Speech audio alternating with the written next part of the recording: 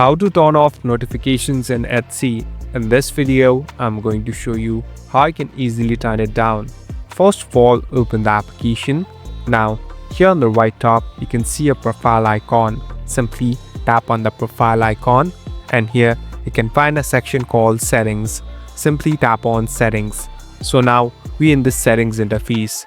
Here, you'll be able to find different options and can even customize it.